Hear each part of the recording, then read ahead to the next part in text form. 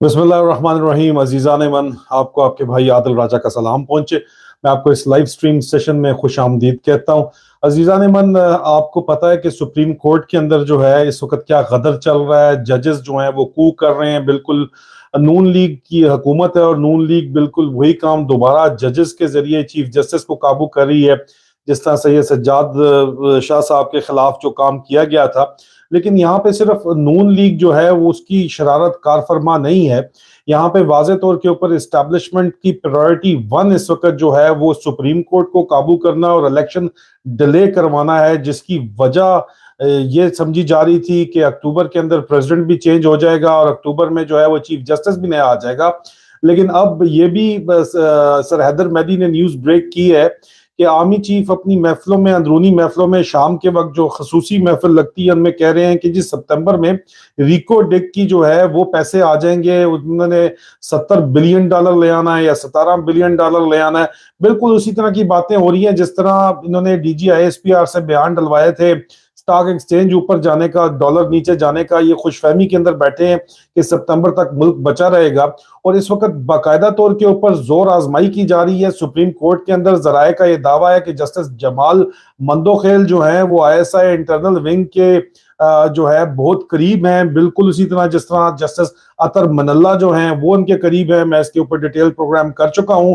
और जस्टिस अतर मनल्ला के जो लॉ फर्म के पार्टनर्स थे वो जस्टिस आफरीदी हो गए, जस्टिस याया आफरीदी भी, और जस्टिस मंसूर अली खान भी जो है वो आपको पता ही है कि वाज़े तौर के ऊपर ये लॉ फर्म के पार्टनर्स थे।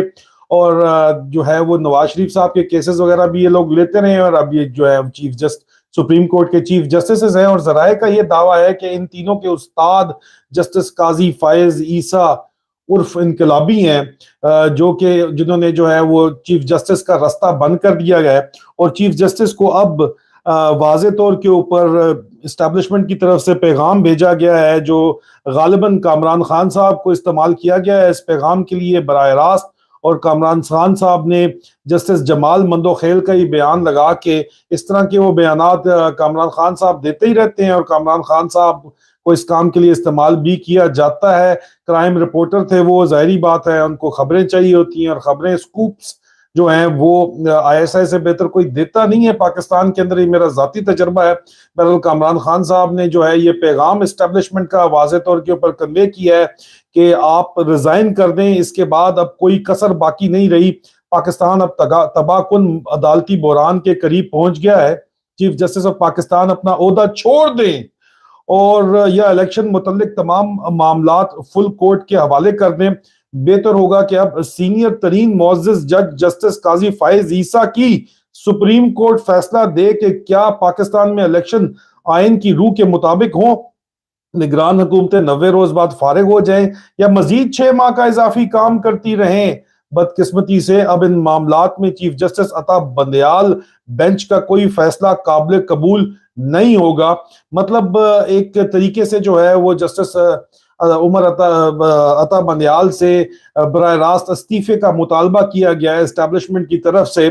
और उसके ऊपर मैंने सिर्फ ये बात कही, खामोश मुजाहिदों के कहने के ऊपर ही की, कि ये एस्टेब्लिशमेंट में एक शख्स की ख्वाहिश है मगर कौम चीफ जस्टिस के साथ खड़ी है। मतलब कौम, मैं गैरतमंद कौम की बात कर रहा हूँ बगैरतों को निकाल के, मगर कौम चीफ जस्टिस के साथ खड़ी है। और गैरतमंद कौम 90% कौम है पाकिस्तान की वाज़े तौर के ऊपर।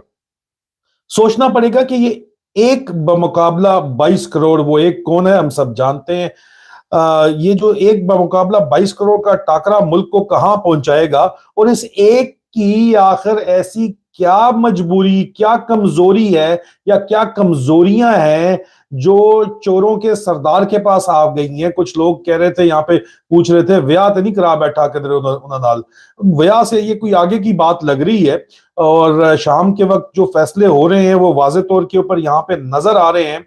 और उन्हीं शाम के फैसलों में बाबे जो है, बड़े बाबों से मशवरे किए जा रहे हैं, एक्स चीफ से मशवरे किए जा रहे हैं। खबर जरा पुरानी है, ट्विस्ट नया इसलिए है कि बाजवा साहब ने जो एक इंटरव्यू देते हैं अपनी साख बचाने के लिए, उसके फौरन बाद उसकी तरदीद करते हैं दूसरे सहाफी के जरिए। शायद मिर्तला साहब को जो इंटरव्यू दिया था उसका जो अगला हिस्सा आया है उसमें बताया गया है कि जनाब नवाज शरीफ के खिलाफ जब कोई सुप्रीम कोर्ट में फैसला नहीं मिल रहा था तो ये अकामे वाला जो है वो सबूत, क्योंकि सर्कमस्टेंशियल एविडेंस थे सारे के सारे, जो फर्म थी पनामा के अंदर उसका काम ये था कि एविडेंस वो सारे गायब कर दे और एविडेंस पहुंच ना सके, और इंटरनेट के ऊपर जो चीज पब्लिसाइज की जाती है, पब्लिकली विसल ब्लो की जाती है, उसको कोर्ट के अंदर जो है एज एविडेंस प्रेजेंट नहीं किया जा सकता, उस तरह से सबूत नहीं साबित हो सकते। तो फिर इनके अकामे का जो सबूत है वो जनरल आसिम मुनीर लेके आए थे सऊदी अरब, दुबई जाके ये लेके आए थे। जाहिर बात है उनके बारे में बात इन्होंने की है, ये डीजीएमआई भी रहे हैं,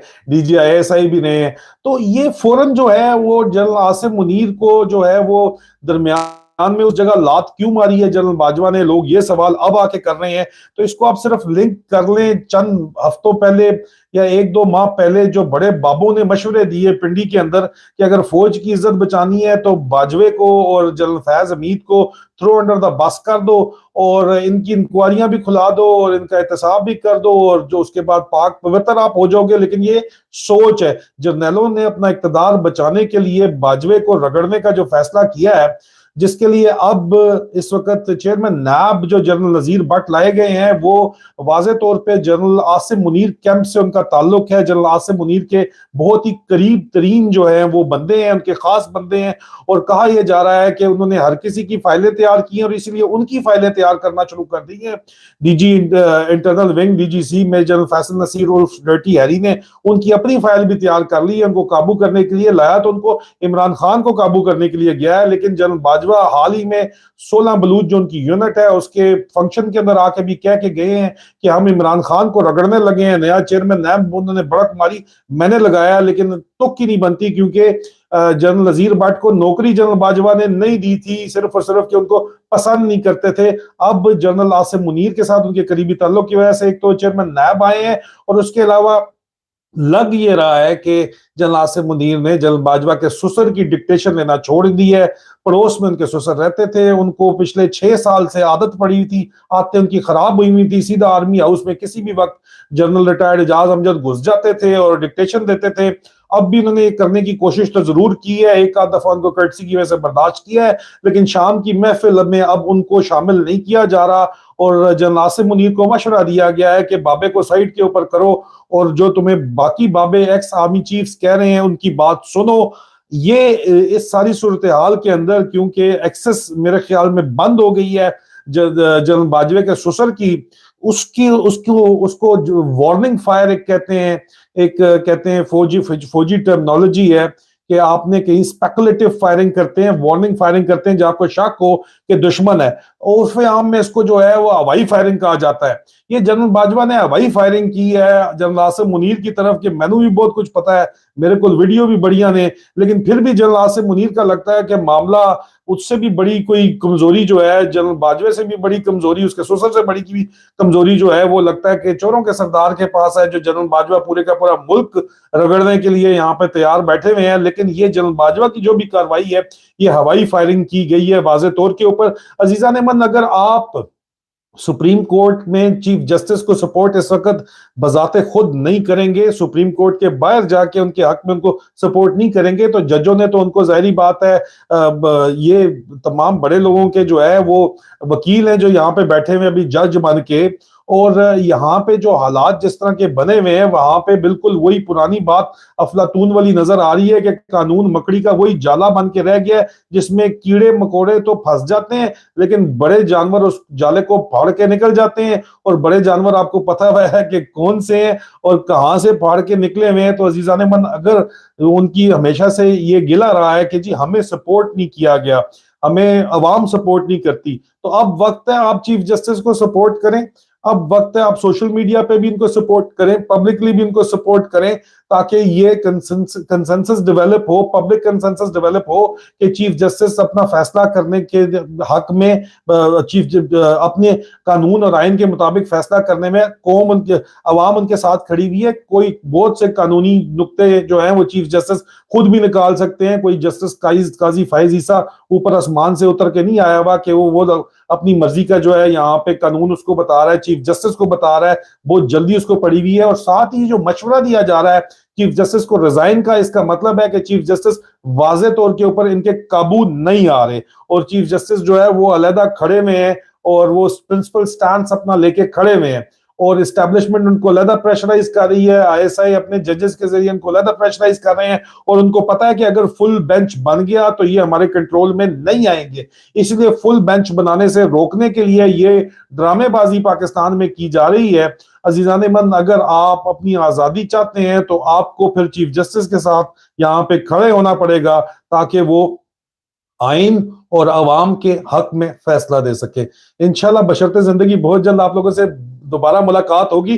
یہ جو جرنیل بالخصوص نمبر 1 اتنا قبضی ہے, اور اس کے قبضی پن کی وجہ سے پورا پاکستان تباہ برباد ہو رہا ہے, اس کی سائنٹیفک وجہ کیا ہے وہ پتہ چل گئی ہے. سائنٹیفک وجہ نارمن ڈکسن نے جو ہے وہ ثابت کی ہوئی ہے, وہ میں صبح کے فرسٹ ٹائم کے ویلاگ میں آپ دیکھیے گا. اور پاکستان کا جو دیوالیہ یہ نکال رہے ہیں اس کے بارے میں بھی مذاقہ خیز قسم کی ان کی دوبارہ وہی حرکتیں کہ ڈالر نیچے گیا ہے اور سٹاک ایکسچینج اوپر گیا ہے, اس قسم کی حرکتیں یہ جو انہوں نے آج کی ہے اس کے بارے میں صبح کے ویلاگ میں بات چیت ہوگی. یہ بات آپ کو بتانا ضروری تھا. اپنا خیال رکھیے, انشاءاللہ بہت جلد ملاقات ہوگی. آپ کی محبتوں کا شکریہ, آپ کے پیار کا شکریہ, بہت بہت شکریہ عزیزان من. فی امان اللہ. بشرط زندگی ملاقات ہوتی ہے جی. بہت شکریہ.